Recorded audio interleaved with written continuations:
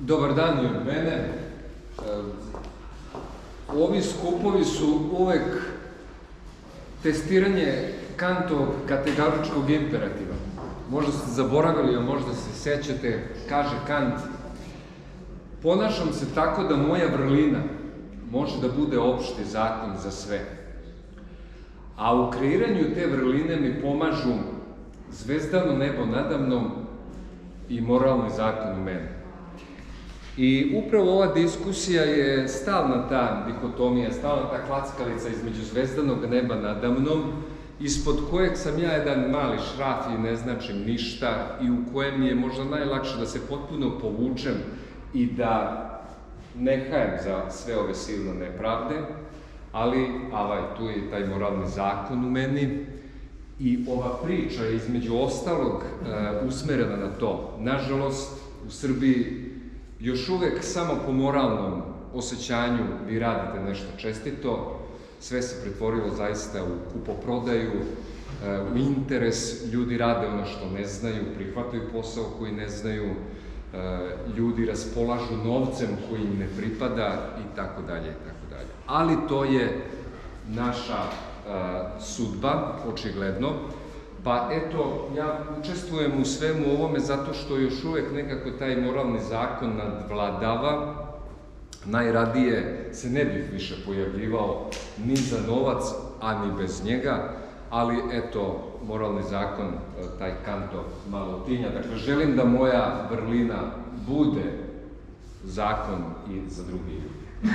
Pa eto, kroz ovaj mali uvod zagrejak svoje glasne žice i eto, ja neću mnogo da ponavljam opšta mesta, zato i u podnaslovu mog nastupa stoji ovo methodical highlights, dakle, najvažnije što bismo mogli da kažemo u ovom trenutku, šta je bitno za rad sa decom sa invaliditetom. Izdvojio sam samo 2-3 detalja i izdvojio sam rezultate nekih naučnih istraživanja koji to pokazuju. Inače, kako se finansira sport, školski sport? U Norveškoj, Francuskoj, poslednje godine, u to sam se uverio, zato što je Miroslav pomenuo Kids Athletics, taj program koji sam doneo preko IAF-a u Srbiju iz Evrope, je u Norveškoj konkretno preko fudbalskog, mi bi rekli, dinara, a to je fudbalska kruna. Dakle, vi u Norveškoj, ako kupite ulaznicu za fudbalsku utakmicu, znate da će bar pola krune otići za školski sport. Ako neki igrač napravi transfer $1, 10, 20 miliona dolara, znate da će bar 100-200 hiljada dolara otići za školski sport. Dakle, tako razvijena u ovom trenutku zemlja sa najvećim bruto nacionalnim dohotkom i sa najvećom platom u svetu je Norveška, gde polako svi prelaze na 4-dnevnu radnu nedelju i pokazuje se kao dobro. Dakle, oni to rade 4 samo dana u nedelji, imaju para koliko im treba, ne finansiraju sport iz države, nego sport vraća državi i onima koji nisu atraktivni. I uopšte jedno je pravilo, evo sam skoro, držim doktorski studij u Kopru, pa su me Slovenci pitali, ljuti su njihovi vrhunski sportisti, kako su dobili malo para u odnosu na srpske olimpijce. Srpski olimpijac dobija koliko? 100.000 ili koliko čega? 70.000 evra za zlatnu medalju, u Hrvatskoj dobije 20. 3 puta manje. U Sloveniji 12 svega. Da li to znači da je sport tamo manje vredan? Ne, nego to je jedno staro Habermasovo pravilo, da je sport idealno sredstvo za prevazilaženje krize identiteta i legitimiteta nacije. Dakle, one zemlje koje imaju veću krizu identiteta, mi smo u debelom identitetu, kupuju i diplomu i status u Evropi i tako dalje, a suštinski tu nema kvaliteta. Tako da, eto, najmanje ulaganje u sport vrhunski, znate gde? U Americi i nema ga. Vrhunskom sportu, koliko ulaže država u vrhunski sport? Postoji školski sport i tako dalje. Zato, u ovoj priči, deca sa smetnjama u razvoju pokazuju da je problem jako ozbiljan. Njih ima puno. Više od 15% ljudi u svetu živi sa nekim invaliditetom. Oni se ne vide. Mnogi su sakriveni. Mnogi neće da izađu uopšte u svet, zato što ne mogu da, od onog banalnog, ne mogu kolicima da se popnem uz neke stepenice, do toga da će biti diskriminisani. Ko će da radi sa njima? I kada bi vama sad neka u školi rekao moraš da radiš inkluzivno, i sa jednima i sa drugima, dakle i sa decom smetnjama u razvoju i standardnima, vi biste rekli ili ja nisam obučen za to, ili bi se čak bunili više roditelji dece iz opšte populacije. Zašto da poklanjate više pažnje jednom ili dvoma deci sa smetnjama u razvoju nego ostalim i tako dalje. Nadalje, 95 miliona dece u svetu ima neku smetnju u razvoju. To su zvanični podaci. Nažalost, ta deca se mnogo puta ne pojavljaju. Fizička aktivnost dobija sledeći značaj.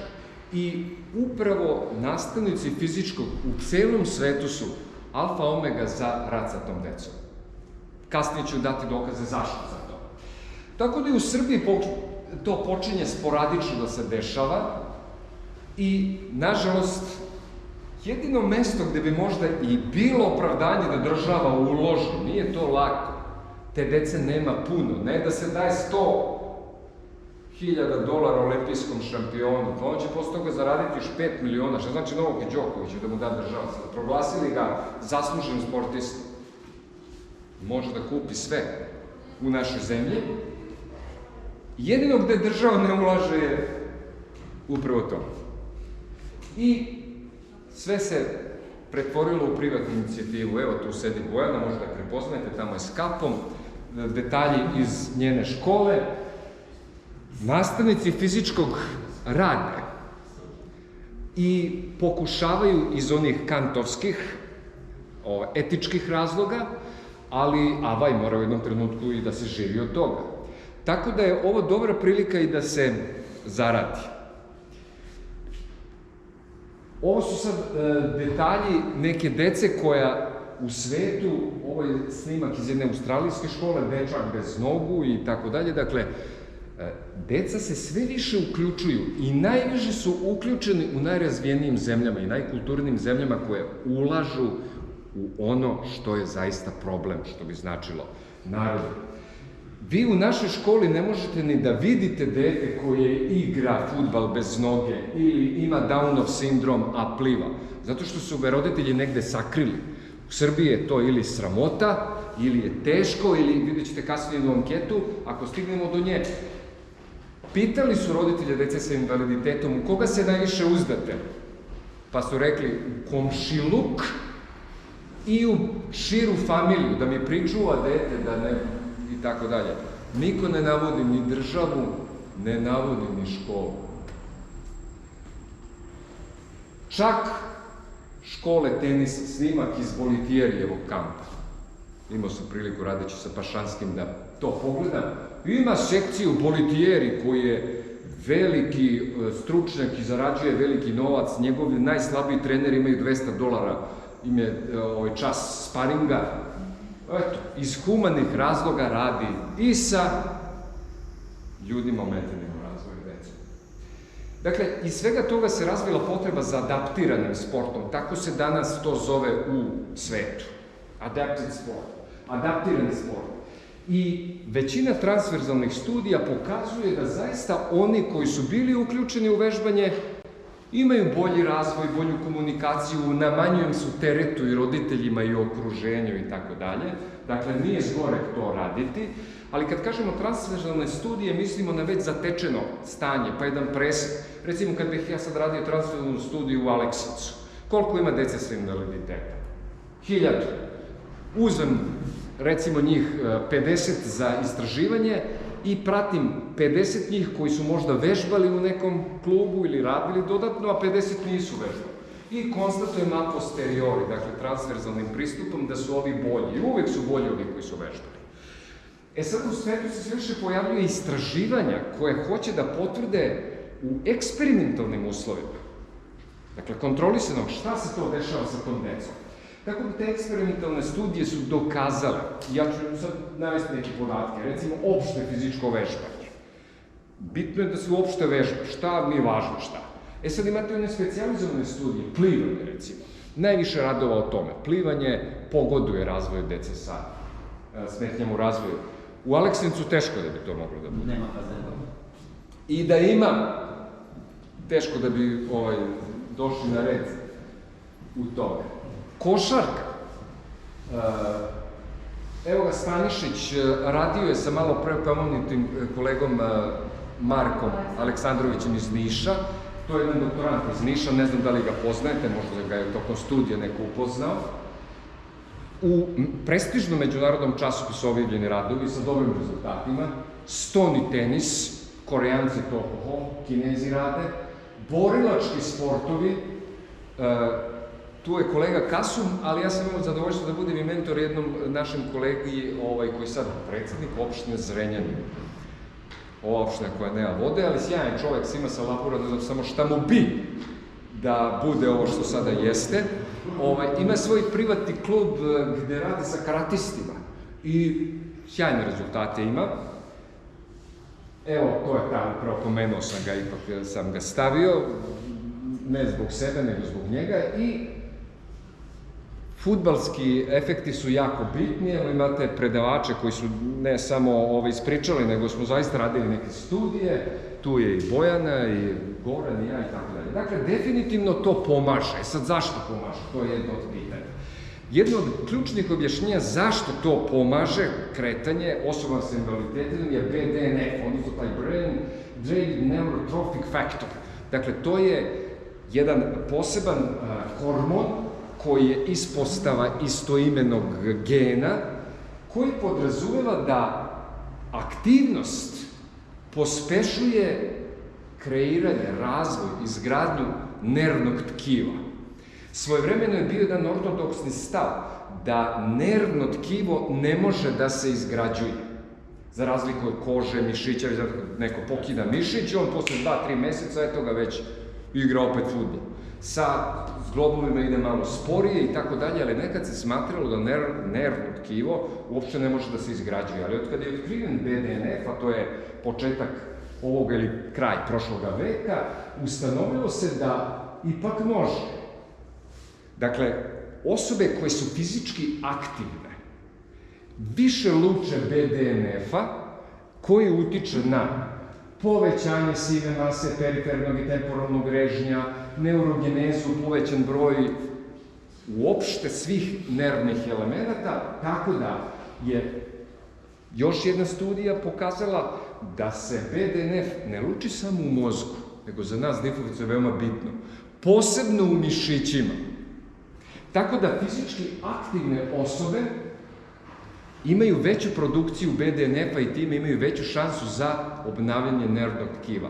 Osobe sa smetnjama u razvoju su u većini slučajeva one koje imaju oštećene nervne strukture, tako da im jako pogoduje fizička aktivnost. I evo tu su sad neke studije navedene koje su to pokazale, ljudi se ozbiljno bave ceo život time, i neke ilustracije. Dakle, kod dece koja su fizički aktivna, drastično se povećava broj neurona i sinapsi, a time se proširuje neuralna mreža. Pokazuje se da deca koja su fizički aktivna su bolji đaci, brže uče tablicu množenja, bolje uče pesmice i tako dalje. Upravo zato što se ova mreža neuralna jako usložnjava. Mobilni telefon, pitam ja i danas studente, ste čuli za Emanuela Kanta? Odmah otvaraju. Kako ćete? Jer znate ko je? Znaju čak da mi kažu Maksimu njegovu, koju sam ja malo precitirao, i super, i rekao mi čovek, vidi, deca znaju kako se završi čas, kako se ugasi mobilni telefon, da ga pitate na hodniku, znaš ko je Emanuel Kant? Ko? Nisam čuo. Dakle, nema aktivnosti moždane, to je sve baferski sistem u kognitivnoj sferi. Što znači bafer? Privremena memorija, kao kad ugasim računar RAM sa isprazni kraj. Dakle, to je taj baferski način razmišljanja i zato mobilni telefoni, preterano sedenje pre svega uskraćuje proizvodnju BDNF-a. I možete misliti koliko je tek ovaj hormon bitan za decu sa smetnjama u razvoju. Zato, tako je. Znači, da li fizička aktivnost? Da, to je nedvosmisleno. Koja fizička aktivnost? Bilo koja. A koja je najbolja? Tamo gde je uključen i razmišljanje. I evo neke studije pokazuju, recimo, Britanci su radili 5-godišnju studiju, koja fizička aktivnost najviše pogoduje borbi protiv Parkinsonove bolesti ili protiv uopšte neuralnih bolesti. Atletičari, dakle što trče, maratonci, plivači i tako dalje, su najpodložniji Parkinsonovoj bolesti. A ko je najzaštićeniji? Oni koji su u aktivnostima gde je stalno uključen mozak. Pa su Britanci posle 5 godina utvrdili da su to plesne aktivnosti. Starije osobe, preko 60-70 godina, koje plešu do kraja života, možda će živeti kratko, ali nije bitno koliko, nego bitno je kako će živeti. Dakle, taj kvalitet je zadržan upravo zbog produkcije BDNF-a. Dakle, ko se bavi plesnom aktivnošću, dakle, danas sam naučio Moravac, ali već sutra ide Užička čarlama, pa odem u Britaniju, pa i njih naučim Užičku čarlamu, on ima engleski valcer, dakle, stalno nešto novo. A kada se pliva, sećate se kada je Borut Petrić osvojio prvenstvo Evrope u 1500 metara, pa kada je komentator slovenački prenosio, ampak levom zavesti desnom, ampak desnom, dakle šta u plivanju, samo leva, desna, leva, desna, leva, desna i ceo život leva, desna i kad se okrenem vidim istu šnalu, istu polomljenu pločicu, dakle ništa se ne menja, mozak se adaptira na lenost. Upravo ta fizička aktivnost pospešuje moždanu aktivnost. Tako da, posredno je sve u dobitku. I krvni sistem, i kognitivna sfera, i sinaptički, i genetički materijali. Dakle, ovde su samo izdvojeni neki najkarakterističniji benefiti koji su posledica fizičke aktivnosti sa mentalnim aktivnostima. To je veoma bitno. Sad, jedan od čestih, ja sam zaista izabrao samo neke fragmente iz literature koje se smatraju najvećim problemima u praktičnom radu sa decom. Jedan od najčešćih problema je gojaznost sa decom smetnjama u razvoju. Zašto? Ne što su oni sad genetski predisponirani na gojaznost, nego zato što se kriju, što se najmanje kreću. I često ih roditelji kljukaju, smatraju sit si, zadovoljan si, ćuti, sedi tu i takav si dobar. Međutim, taj metabolički problem gojaznosti je sve više izražen, samo kod dece sa smetnjama u razvoju, kod standardne populacije, zato što se ljudi ne kreću, slabo se hrane i tako dalje, to je sve navedeno, ali ovo su sad neki podaci, 33,6% dece, dakle, 1/3 dece danas je gojazna. To je veliki problem, ne što je gojaznost sama po sebi možda problem, nego je to okidač za druge bolesti i to je ono što vam je poznato i za dijabetes i kardiovaskularne probleme i tako dalje. I ovo je za nas ključni podatak za ovaj seminar. Dakle, višestruko je gojaznost zastupljena više kod dece sa smetnjama u razvoju nego li kod standardne populacije. Na čemu sad želim da insistiram? Gojaznost je hronična bolest. Ima šifru E66. Kada odvedete dete kod lekara, ono kaže gojazan, upiše E66. Kao kad dobije neko kijavicu, ono piše rinitis akuta, E458 i tako dalje. Dakle, ima šifru. I šta je još bitna stvar? To je ključna reč. Hronična bolest. Šta znači kad je nešto hronično? To se ne leči.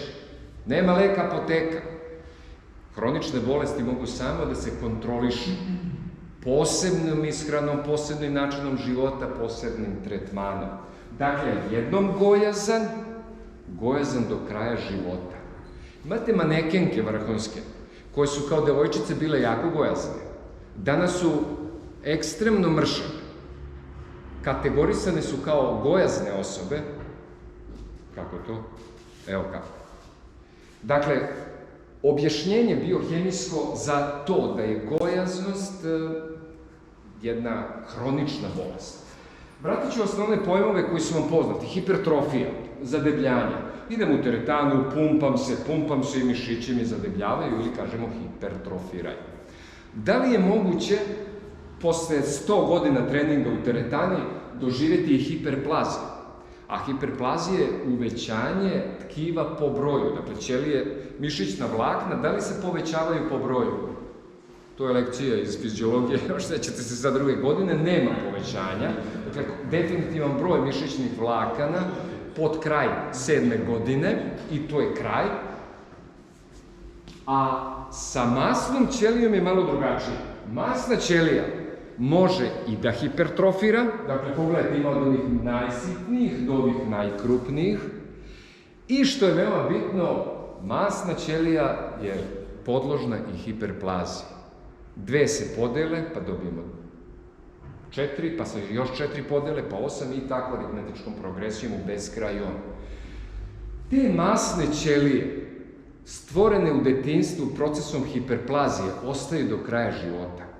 U najstrožim dijetama i u treningu nekom aerobnom, masna ćelija najpre iz svog sastava gubi vodu, pa proteine, pa na kraju i taj lipocit, odnosno masnu komponentu, ali se nikada ne izgubi. Što bi rekli srpskim jezikom, masna ćelija se samo sparuši. Ona se svede na malo. I čeka pogodan trenutak da ponovo bukne. A kada je to pogodan trenutak? Razboli se čovjek, leži, dođu slave, pa onda intenzivno sa slave na slavu, pa danima jedemo i tako dalje. I onda se ta masna ćelija uvek obnovi, što je veoma interesantno, to studije pokazuju. Naš organizam najviše voli masti od svih metabolita. To mu je omiljena stvar i čuva te masti. Tako da čim stekne priliku da obnovi svoje adipozno tkivo, obnovit će ga. I ko je danas uglavnom gojazan? To su oni koji su u detinjstvu bili gojazni. Čak su se i borili tokom svog života dijetama, vežbanjem i tako dalje.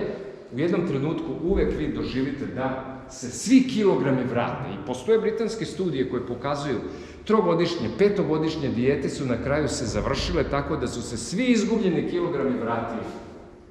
I uvećani. Čak i uvećani. Dakle, evo nekih podataka. Posmatrimo volumen masne ćelije, obim. Ono što bismo rekli, obim mišića. Da li može da hipertrofira? I može. Za 1/3 se poveća masna ćelija. A šta je sa hiperplazijom? Mišić, jel može da hiperplazira? Ne. Kad bi moglo, kad bi to otkrili, ja bi dobio Nobelovu nagradu, ali toga nema. Za sad. Ali kod masne ćelije može da se utrostruči. I kao što vidite, kad nastupa gojaznost, ta patološka, hronična gojaznost u detinjstvu? I ko je najugroženiji? Pa upravo deca koje se najmanje kreće. Dakle, smanjenom količinom kretanja, manje lučenja BDNF-a, sa smanjenom količinom kretanja i veće adipozno tkivo. Problem za društvo sve veći. Najveći je problem za roditelje. Ovo za društvo, to društvo baš briga, deklarativno, pogotovo sad uoči izbora, svi ćemo se boriti za sve. Jel nam trebaju putevi, nam treba briga za decu, sve svi brinemo, ali de facto se to ne dešava i obično roditelji pate. I zato je ovaj seminar prosto jedna pokušaj, ali onim kantovskim kanalom, preko etičkog vašeg koda, ne što će vam neko platiti, ne što ćete vi dobiti sad status uopšteni bolju, nego eto, osjećam empatiju prema toj deci, ja radim i pomažem im da to rešimo i njima i roditeljima. Sad ono što je, sad ulazimo u završnu fazu, svi su pomenuli da osim benefita u toj fizičkoj sferi, fizička aktivnost jako doprinosi boljoj komunikaciji. Roditelju koji ima dete sa smetnjama u razvoju, najteže da ga nauči, da veže pertlu, da ga uvede u red, kad se jede, kad se spava, kad se ide u školu i tako dalje. Znači, to su trivialni, ali za te roditelje ključni problemi. Mnogi kažu da su deca sa smetnjama u razvoju kao razmaženi, zapušteni. To je zaista jako teško. I upravo studije pokazuju da je rad u inkluzivnim uslovima, pogotovo rad na času fizičkog vaspitanja, još efikasniji, još bolje efekte ostvaraju u prostoru psihosocijalnog razvoja. Ta deca komuniciraju, zna da kažu, Ćale, piški mi se i odoh, ili povedi me, ili gladan sam, ovo me boli, ljut sam. Pazite da neko kaže da je ljut ili da neko kaže da je srećan, ali da bude na veštački način, kao što gledamo po televiziji, muka mi od svega, teško nam je. Ili neka pevaljka izlazi tamo pa joho, sve je veselo, veselo, ona mlati je muž iza scene i tako dalje i tako dalje. Dakle, dao sam dva primjera, jedna estradna, a druga politička ličnost, pa vi sad čitajte koje. Dakle, šta su pokazale studije? Smanjen nivo agresije, smanjena anksioznost, uspešna borba protiv depresije. To su sve nalazi, recimo tu je Bojana, skoro je to istraživala u svojoj disertaciji i objavili smo zajedno sreću u vodećem svetskom časopisu iz oblasti razvoja dece sa smetnjama u razvoju, JIDR, Journal of Intellectual Disability, znači deca sa intelektualnim razvojem, mi smo radili sa Downima. Zatim, unapređenje socijalnog ponašanja i samostalnosti, velika stvar. Bolja komunikacija i način rešavanja problema, velika stvar. Pitanje je šta mislite, ali može dete sa Downovim sindromom, tamo nekog srednjeg stepena oštećenja sa IQ-om između 40 i 50 da nauči francuski da govori? Ili engleski? Ne može. Nema šanse. Da li ćete ga pokušati da naučite francuski?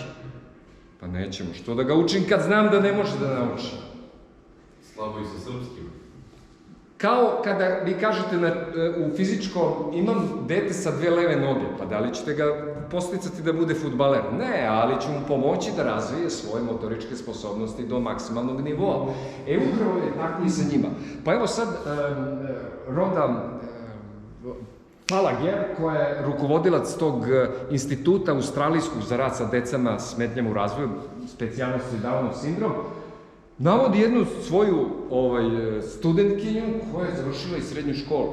Dakle, mogu da oni čak i to da urade, ali uz težak napor i roditelja i nastavnika i zajednice i naravno Australija je bogato društvo, toliko bogato da ih baš briga da li će da igra i Novak kod njih na terenu i tako dalje. Dakle, ne treba im to kao politički poen, jednostavno demonstriraju pravdu jednaku za sve. Da li dete sa Downovim sindromom može da nauči da vozi bicikl? Šta mislite? I tekako. Iznenadit ćete se. To mu je lakša aktivnost nego igranje fudbala. Sve što je sa loptom, a nudi se deci sa intelektualnim smetnjama, je problem. Daću posle i objašnjenje. Ali, nije poenta u tome da nauči neko da vozi bicikl, da bi sad bio motorički dobar, kretao se i tako dalje, poboljšao aerobnu moć, nego je rađena jedna studija, evo ovih Urlika, Babridža, Lorda i tako dalje, da ih sad ne citiram, imate ih, koji su se bavili primjenom veće količine kretanja u funkciji poboljšanja psihosocijalnog razvoja, komunikacije. Dakle, izabrali su 100 dečaka i devojčica, podelili ih u eksperimentalnu i kontrolnu grupu, jednoj su dali da voze bicikl, drugi nisu vozili bicikl, sad pratimo samo ovu eksperimentalnu grupu. Ovi što su vozili bicikl, pogledajte, preko polovine, posle 5 dana je naučilo da voze bicikl na 2 točka. To je možda nezamislivo, ali zaista Downi posle 5 dana voze bicikl. Većina njih. Sad, u čemu je poenta njihovog istraživanja? Njih interesuje šta se desilo 6 meseci, godinu dana, 2 godine, toliko je trajala studija, nakon što su primenili eksperiment sa vožnjom bicikla. Utvrdili su da deca koja su naučila da voze bicikl su proširila svoje kretanje. Dakle, ne idem sama više tu sa mamom i tatom, vode me za ruku, nego sedem na biciklu, pa odoh u prodavnicu, pa odoh do zadruge, pa odoh do kanala, pa se susretnem sa jednim komšijom, drugim komšijom, dakle, proširenje psihosocijalnih kontakata. I bicikl je zaista sjajan. To je bila poenta.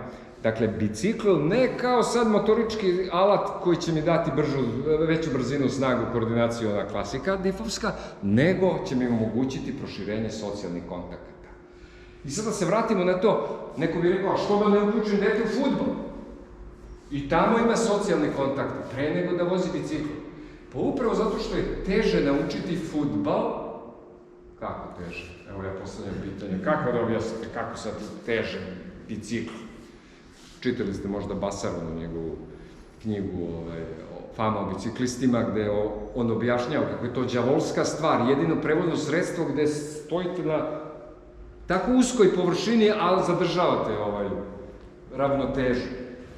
Teško je, a u stvari za decu je lakše, zato što je to klasična proprioceptivna radnja, refleksna radnja, gde je uključen mišićno vreteno, Pačinijevi korpuskuli, Golgijev tetivni organ, dakle oni proprioceptivni elementi koji reaguju na refleksne radnje. Kao okliznu se na koru od banane, refleksna reakcija je kontrakcija mišića, miotatički refleks u suštini. I kod vožnje bicikla, to je miotatički refleks. Dakle, to je jedna refleksna radnja koja ne uključuje centralni nervni sistem. Za razliku od fudbala, koji uključuje i percepciju vizuelnu i auditivnu i moraš da razumeš trenera šta ti savjetuje, pa još ako ima neko ukrštanje, odvlačenje, dodavanje, taktičke neke varijante, rasuta je pažnja dece. Dakle, to je veliki zahtev jer je to složena kognitivna aktivnost. I za kraj još samo jedno istraživanje, navodim podatke istraživanja sad u kojima sam i sam učestvovao i rezultati su objavljeni zaista u prestižnim časopisima. Može da bude, ali ne mora da znači. Napravit ćemo prugu već sledećeg leta Brčko-Banović i napravit ćemo 6 puteva ne znam. Dakle, ovo su egzaktni podaci. Dizajn studije je bio ovakav. Dakle, napravljena su deca, radi se o deci sa smetnjama u razvoju, intelektualna ometenost. Jedna deca su radila u inkluzivnim uslovima. To je ovo na čemu insistirao i kolega Kasun i Miroslav. Dakle, to je preporuka, jeste teško, ali je preporučljivo u inkluzivnim uslovima i imamo decu koje su radila u tim izolovanim uslovima, odnosno specijalnim odeljenjima. I evo šta je posmatrano tokom 4 meseca. Pre svega promene na psihosocijalnom polju. Da li znam da komuniciram, da li znam sebe dobro da objasnim. Ako mi neko otme igračku ili loptu, kako ću da reagujem? Da li ću da ga šutnem, da li ću da počnem da plačem ili da bežim? Dobro, šta biste vi radili da vam neko otme loptu u toku igre? Vi ste tamo zaigrali, a neko vam otme. Počeli da dobijate penziju, normalno dobijate 5-6 godina penziju, neko dođe i otme sa penziju. I posle vas za tu vaše pare vodi na večer, što vam je uzme. Ima i to. Dakle, kako dete reaguje? Trebalo bi da reaguje socijalno poželjno, ne da se pobije. Da razgovara, da pokuša da reši taj konflikt na racionalan način. Dijalog, koliko mu dozvoljavaju intelektualne sposobnosti. Sve te osobine u ponašanju su posmatrane po učestalosti javljanja. Ako neko reaguje socijalno nepoželjno, neko mi otme loptu, ja ga šutnem ili ga pljunem, to nije dobro. Ako se takva reakcija javlja manje od 25% ili nikad, onda je ocena 1. Ako se javlja, recimo, polovini slučajeva u ponašanju tokom 4 meseca, 3, 4 po istoj analogiji. Naravno, procenu su radili vaspitači koji rade sa decom, jer oni samo to i mogu. Ne možete vi, nije to kao testiranje skoku dalje iz mesta. Sad ja skočim, evo, 195, izmerio i gotovo testiranje. Dakle, ovo je jako složena procedura i uopšte sve što se radi sa decom intelektualno ometenom pogotovo je jako teško. Ako kod ovih traje 3 minuta, kod ovih traje 3 godine. Ali zato i jeste pomak slađi. Ovo na čemu insistira kolega Kasum, ali da bi se sačekala ta slast pedagoška, zaista čovek mora da bude u velikoj ljubavi sa Kantom, zato sam sa Kantom i počeo. Bez etike i bez moralnog zakona u meni nema ni slatkog života. Na duge staze. Koje su bile varijable? Šta smo posmatrali? Lični identitet i sliku o sebi. Posmatrali smo samo kontrolu i interakciju među decom i socijalno ponašanje. Vrlo interesantno da je ovo posmatrano u grupi dece koja su bila u inkluzivnim uslovima, što znači išli su u osnovnu školu sa standardnom populacijom i posmatrali smo jednu grupu dece u takozvanom dnevnom boravku. Dakle, to su deca koja su svi iste kategorije. Svi su Downovci između 50 i 70 IQ, znači imaju inteligencijski količin sa takvom umetenošću intelektualnom. Dakle, šta je lični identitet? Pojam o sebi, pokazuje pozitivan stav prema sebi i drugima, pokazuje samopouzdanje, nezavisnost i tako dalje. Samokontrola, sledi većinu pravila, do toga da u igri sarađuje sa vršnjacima, da li uopšte u stanju da sarađuje, i socijalno ponašanje, pokazuje empatiju, saosećajnost, veoma bitna stvar, ali iskrenu empatiju. Kažu psiholozi, postoje dva nivoa empatije. Prva, ta politička empatija, znam kako se osjećate. Ali prava empatija je, znam kako se osjećaš i osjećam se isto kao ti. To bi onda bila prava empatija, ako može da se doživi. Razume i poštuje razlike. Kako razumeti i poštovati razlike među standardnom populacijom kad se danas podgreva što više različitosti, što više svađe, jer kad je svađa, onda sam ja miritelj i onda je lakša manipulacija. Dakle, jako je bitno razvijati poštovanje, deliti sa drugima. Ako imam $1.000.000 već zarađenih pošteno ili nepošteno, nema veze. Pa zašto će mi još 10, pa još 20? Gde je kraj? Preuzima odgovornost. Šta znači preuzeti odgovornost? Neko je malo pre pomenuo zašto čovek koji je 11 godina radio sjajno i onda je Miroslav rekao i onda se promenio ministar. Zašto je ovaj ministar prosvete? Zato što je neraspoređen kadar. U tom trenutku nemamo gde sa njima, moramo plen podeliti. Šta je on po zanimanju? Inženjer, ne? Ekonomista. Zar nije možda iz pedagoške struke? Da li je nastavnik, učitelj, diplomac? Ne. Kako on ministar prosvete? Mislim, šta da vam kažem, i u Ujedinjenim nacijama se drži govor bez znanja engleskog i tako dalje. Sve je to kod ove dece procenjivano. Na početku i posle tretmana. Neću vas mnogo peglati. Sad vi možete kažete kako ste vi u praksi procenili, recimo pojam o sebi. Vrlo jednostavno, svaka od ovih 14 stavki imala vrlo precizno razrađene svoje ajteme na koje je posle 4-mesečnog posmatranja vaspitač mogla da odgovori. Dakle, pojam o sebi. Da li znate da opišete sebe? Kad biste vi sebe opisali, kako biste se opisali? Mogli ste da kažete da ste žensko, to mogu ja da kažem da ste žensko, ali šta znam, šta mogu, šta umem, da li sam realan, to je veoma bitno. Kako kod standardne populacije, tako i još više kod ove sad smetnje u razvoju. Pokazuje pozitivan stav prema sebi i drugima. Bez teškoća se odvaja od roditelja.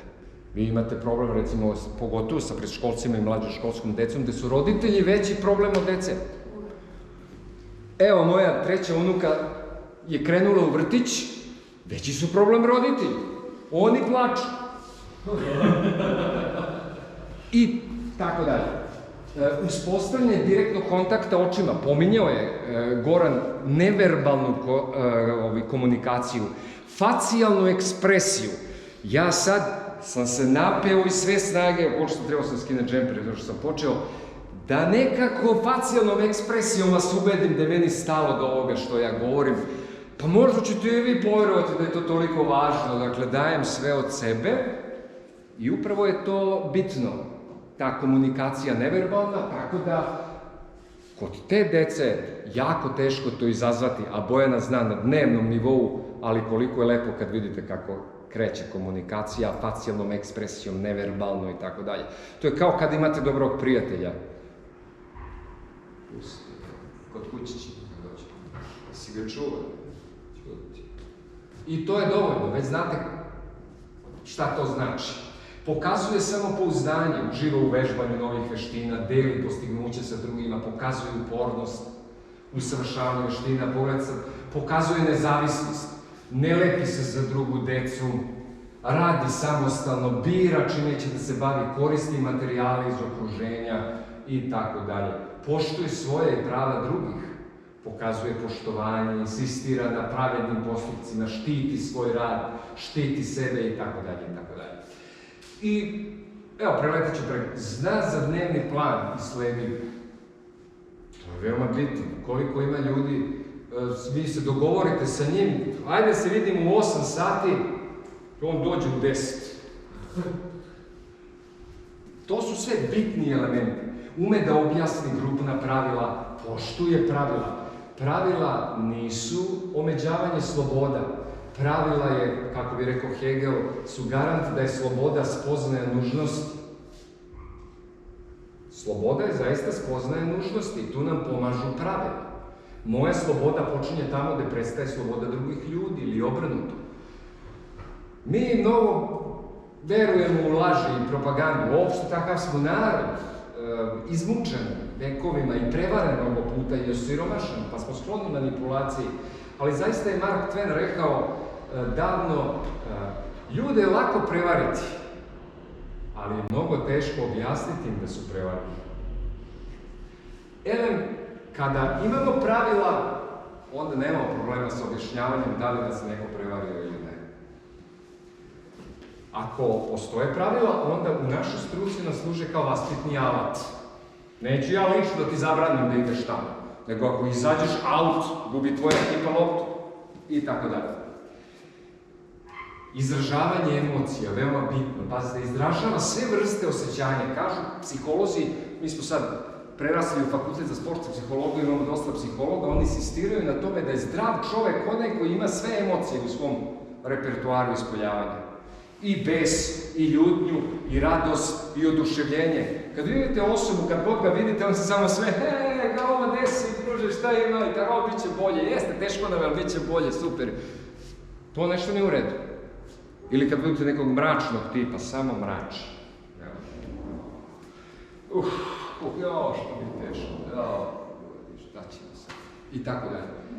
Dakle, moraju da postaje normalne, spontane. I Goran je pomenuo tu potrebu da vi iskreno komunicirate i to je garancija da imate iskrenu komunikaciju kad ispoljavate sve emocije. Preusmjerava poštovanje, prepoznavanje i imenuje razna osjećanja. Kad pitate dete kako se osjećaš, ono mora da zna da kaže kako se osjeća. To je veoma bitno, to je od pomoći. Igra u skladu sa svojim uzrastom, igra se samo, zna da se zaigra, zna da pored drugog deteta napravi neku interakciju, učestvuju u kooperativnim igrama. To su sve važni parametri. Naravno, vi ne morate pamtiti, koga interesuje, prezentacija će biti postavljena, pa vi to možete da vidite. U igri sarađuje sa vršnjacima, započinje razgovore, uspešno neverbalno poziva u igru i tako dalje, i tako dalje. I da uđemo u posljednju sferu, to je ocena socijalnog ponašanja, pokazuje empatiju, rekli smo već, razume i poštuje razlike. Ako nisam za vas, da li to znači da sam protiv vas? Ako vas ja ne podržavam, da li to znači da me treba diskreditovati iz društva? Naravno, pa to učimo decu, to su elementarne stvari. Pazite, decu sa smetnjama u razvoju tome učimo. Zapitajte se da li je možda potrebno učiti standardnu i odraslu čak populaciju. Deli sa drugima, pazite, to je veoma bitno, prihvata alternative, daje drugima igračke, dozvoljava drugima da završe. Dakle, ja sam došao u poziciju da dajem gol, ali ja sam se već nadavao golova. Pa evo je tebi, druže, šutni i ti. Pazite kakva vrhunska empatija. Dakle, sliko sam se 100 puta, sve sam ja uradio, pa aj sad malo i drugo. I tako dalje. Ocena socijalnog ponašanja preuzima odgovornost. Šta znači preuzeti odgovornost? Preuzeti odgovornost je stvarno velika stvar, ali to pre svega podrazumeva što je moj deda rekao sidi disi, ali ni za disi nisi.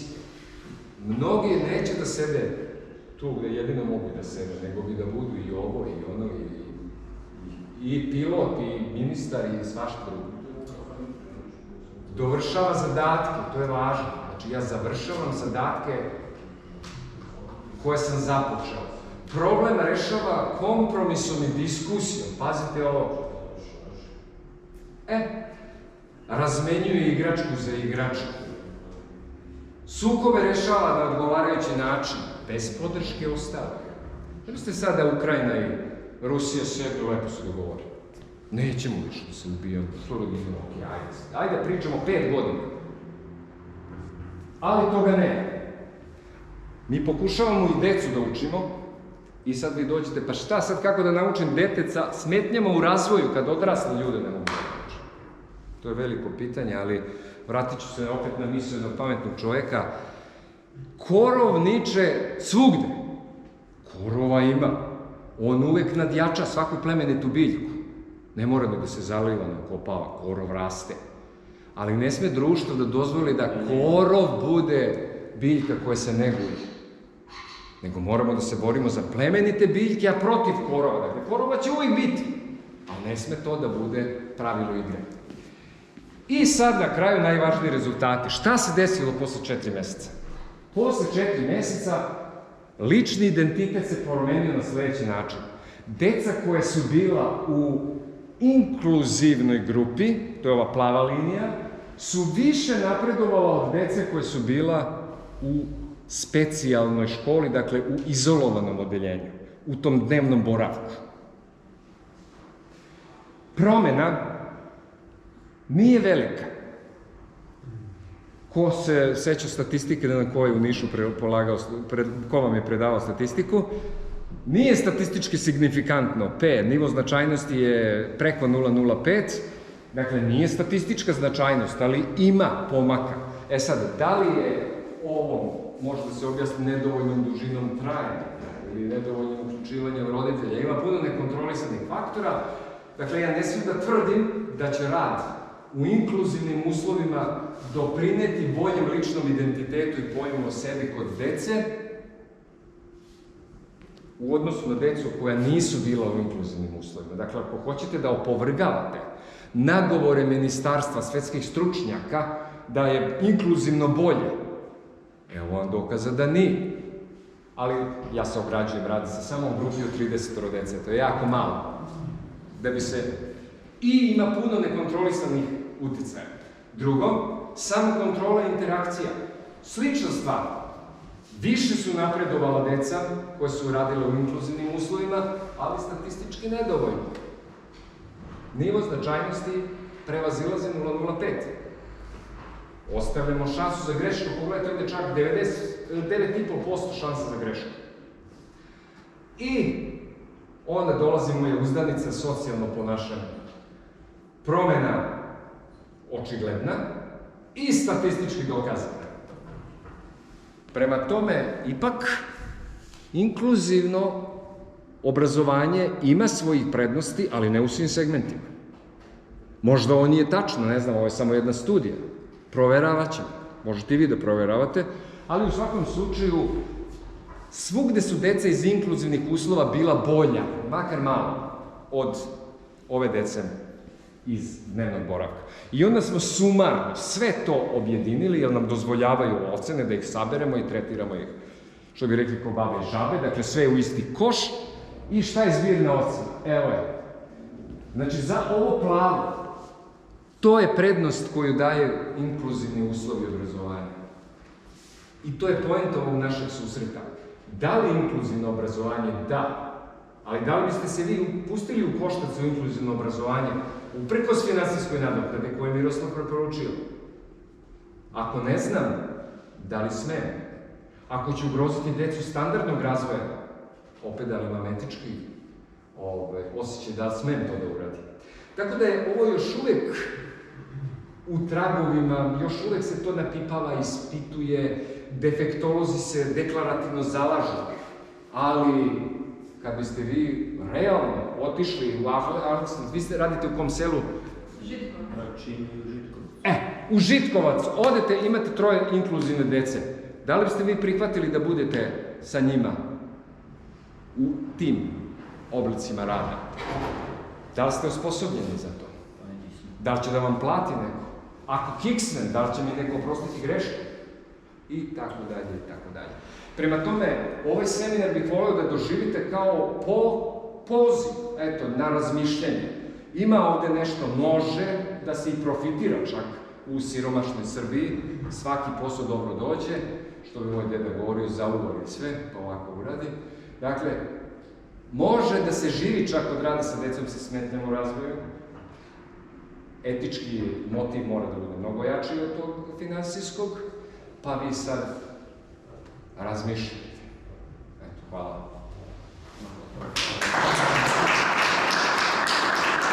Da li ima neko pitanje za profesora? Nešto ste stidni, baš da li je to vezano za ovaj kraj Aleksinac ili vam je baš sve kristalno jasno, ne znam. Dobro,